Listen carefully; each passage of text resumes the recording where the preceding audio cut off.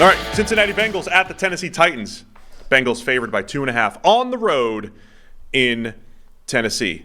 Titans, another one of those teams that have been completely different at home versus, they've got one game at home, win in overtime against the Chargers, where they look pretty good. And on the road, Tennessee's offense has been atrocious. Now, they went up against the juggernaut that is the Cleveland Browns last week. They went up against a good Saints defense. So that is where early in the season, how much do you weigh? Both of those things. But Tennessee's offense sputtering a little bit. Cincinnati's offense also sputtering.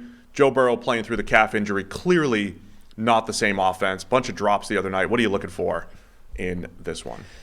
Yeah, that was the first time the Cincinnati defense, I think, had looked like itself this season, which was a big part of it. Like, obviously all the focus was on Joe Burrow, his calf, how the offense was going to look. But kind of lost in that hysteria was how nothing else had looked good either. Like, everything about Cincinnati had been pretty rough the first couple of weeks.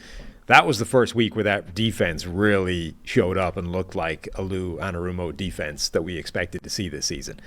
If that happens again, that puts them on the plane of, maybe not quite as good as Cleveland, but with the New Orleans defense. Like, it's up there with the best defenses that have shut down this Titans offense and made it look very bad. Trey Hendrickson, we saw what he was able to do against a not very good offensive line and left tackle in particular for the Rams. He's going up against Andre Dillard, who, isn't a very good left tackle, as much as they paid him quite a substantial sum of money to do that. The offensive line for Tennessee, it's better than it was a year ago. It's still bad. And I feel like that Cincinnati defense will do another number on the Titans offense and really limit them again. Yeah, I feel the same way. You're right. There's Anarumo's defense when it's clicking. There's elements of deception. Yeah. There's elements of, I think they create those Trey Hendrickson one-on-ones extremely well. I think they get into it well by how they disguise up front, and they play creatively on the back end. And remember the narrative that we were pushing for a couple of years was, hey, you get into the second half of a game and the guy makes adjustments and he's going to take away what you do best.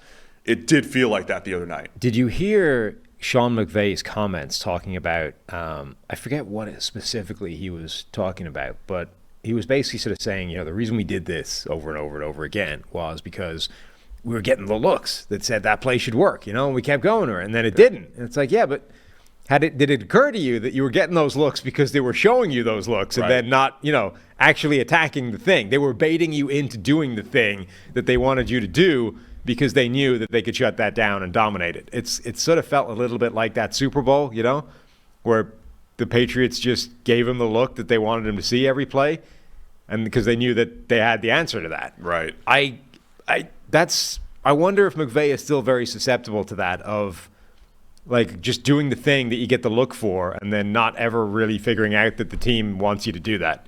Maybe you need to zig when they want you to zag, I didn't hear that comment, but that is an interesting one, and it sounds like something Lou Anarumo would be really good at, is that disguise up front. I'm interested in actually seeing Tennessee's run game here.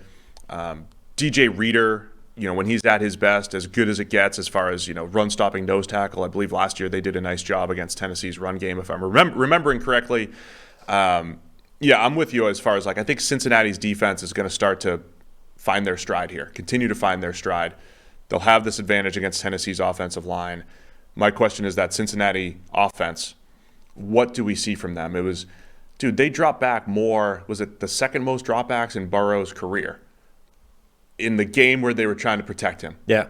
And is that them just... With Aaron Donald on the other side. Is that them, zigging when, is that just doing the opposite of what the Rams would expect? Or is that actually the game plan? They're like, hey, we can't just do what we did a couple of years ago and run the ball 25 times with Joe Mixon.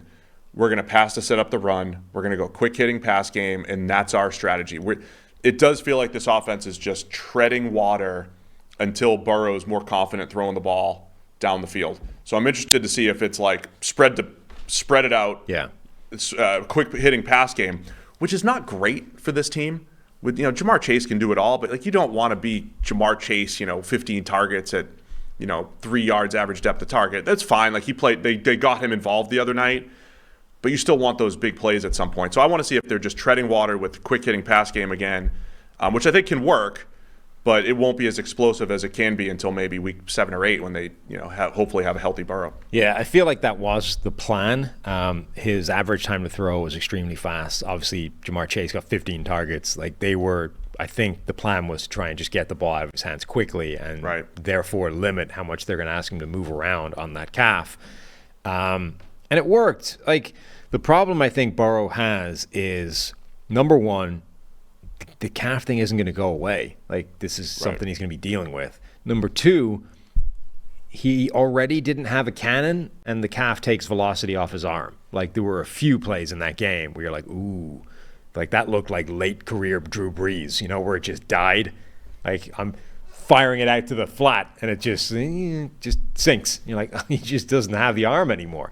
That's what that looked like a few times. He still had some zip on it, or still had some distance on it as well, but there were definitely a few plays in there where you're like, wow, that didn't look great from an arm strength perspective.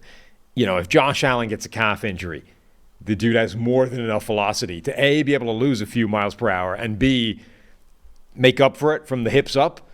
Burrow doesn't. So when he's losing a few MPH, it makes a difference. I don't know if that's something the Tennessee defense can take advantage of, but I think it's a long-lasting weakness to this Bengals offense for a while. It's not something that was just there Monday and then next week it's gone. That's going to be who he is, I think, for a while.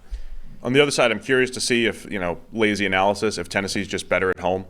They stayed within their game flow a little bit better against the Chargers with running Derrick Henry and Tajay Spears. I think could still be good. The offensive line for the 9th straight year, better run blocking than pass blocking. There's a world where Tennessee plays their game, and Tannehill has one of those. Hey, he's going to finish 19 for 25 and be really efficient with a run heavy attack where Tennessee's going to play their tough defense as well, especially on the interior. If you were the Bengals defense and Lou Anarumo and this let's dictate terms, right?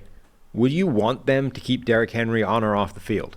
Because right now it's kind of an either-or proposition. You can dictate the plays that Derrick Henry is going to be on the field by how you line up on defense effectively. I'd probably want them running Derrick Henry into 7 and 8 man boxes and trust Reader. You could run a 7-man box because of Reader up front. So until Derrick Henry shows me he's got the juice, and again, there's been other seasons where he's been sleepwalking through weeks 1 through 5, and then boom, usually he faces the Texans and goes off, right? Yeah, that could still happen, but I would make him prove it. But the big difference this year is he's not playing.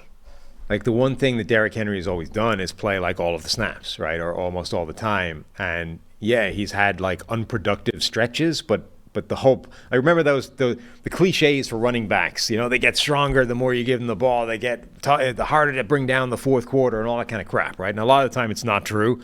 And Derrick Henry, it always has been. The more you give him the ball, the longer he carries it, the further into the game you get. All these things increase Derrick Henry's production, or at least don't see a drop-off the way they do with some other backs. You can't. That doesn't work if he's only having 17 snaps in the game. That's not even enough snaps for him to do that, for him to get the benefit of the tire and everything, right? If he's only playing 17 snaps and carrying the ball 11 times, you basically can't get Derrick Henry, the real version. Yeah, we'll see how it looks, man. I think I'm a little Tennessee as a home underdog, I think is attractive, but I'll take the Bengals to cover the 2.5. I think they should continue to get better, much like they did last year. I feel a little better about them doing that now after seeing it. Yeah, I'm also taking the Bengals, but I agree that anytime you're overlooking or writing off a Titans team, it's dangerous because Mike Vrabel, everything they're capable of doing when they show up, it's always risky.